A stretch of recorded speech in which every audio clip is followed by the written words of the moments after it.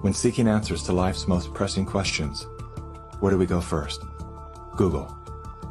Enter the subject, hit go, and there it is. Only what they want us to see. In today's culture of copy and paste journalism, it's common for hundreds of unrelated outlets to feature the exact same report.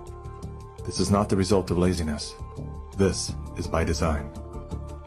When we see identical headlines across seemingly unrelated platforms, the logical mind concludes, well then, it must be true. The illusion that numerous news sources have arrived at the same conclusion gives us confidence to share the chosen narrative. And just like that, we become the unwitting pushers of propaganda. Search engines are the holy grail for those seeking to control the narrative. Google is already more powerful in terms of its control over people's lives than almost every government on the planet. As the most influential search engine in the world, through its ubiquitous reach, Google has more power to influence U.S. elections than any foreign nation. You testified before this committee.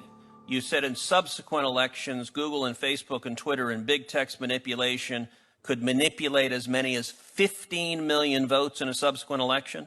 And the methods that they're using are invisible, they're subliminal, they're more powerful than most any effects I've ever seen in the behavioral sciences, and I've been in the behavioral sciences for almost 40 years.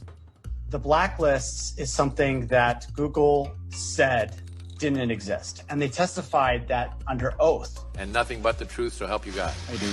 Now, me as an engineer, I just did a search on Google's internal search engine, and guess what I found? It had blacklisted search terms like cancer cures. Why is Google deciding what people can and cannot search for? What was once an efficient tool for navigating the world of information is now a network for global surveillance, data collection, and social engineering. Now let's take a look at a few of the most commonly used fact checkers, beginning with Snopes. The husband and wife duo of David and Barbara Mickelson founded Snopes.com in 1995.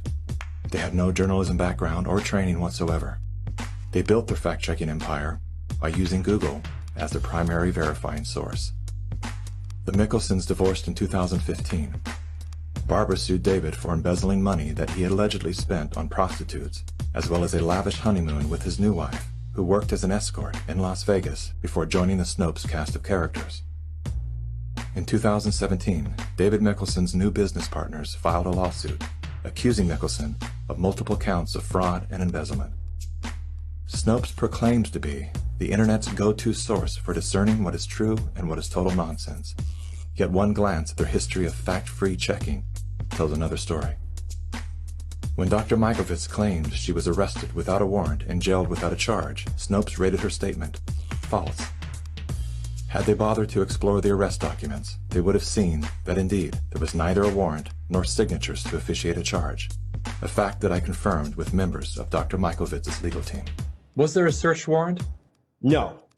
And was she ever charged? No. Never charged with a crime. 100% correct. Judy has never been charged with any crime. Facebook's fact-checking arm, PolitiFact, is owned by the Poynter Institute, which has received substantial funding from big pharma allies such as Google and the Bill and Melinda Gates Foundation. Like Snopes, PolitiFact has a history of misleading the public. In late January of 2019, PolitiFact, Snopes, and FactCheck.org raced to squash the notion that coronavirus and its treatments were patented. They reviewed only 3 of the 4,452 publicly available patents, which unmistakably show that SARS coronavirus detection and treatment had been widely patented by both the public and private sectors. Facebook's founder pledged to the WHO, saying they would remove false claims and block exploitative ads. They're working with the World Health Organization and with the NHS, so they have a hotline, if you like, from those official sources. Wikipedia is the go-to destination for introductions to people, places, and things. Even the all-knowing Amazon Alexa calls on this digital encyclopedia. Alexa, who is Dr. Judy Mikovits? According to Wikipedia, Judy Ann Mikovits is a former American research scientist who is known for her discredited medical claims. She has been described as an anti-vaccination activist and a promoter of conspiracy theories, and has been accused of scientific misconduct.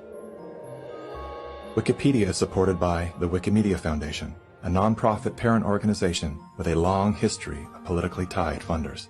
Many named, many anonymous. What exactly does a Wikipedia donor receive in exchange for their generosity? What began as an unbiased open-source platform is now weaponized to undermine the work and reputation of anyone deemed a threat to its stakeholders. And once they smear you, they lock you out from making corrections to your own bio. In summary, most independent fact-checkers are neither independent nor factual. Simply put, they are political spin machines.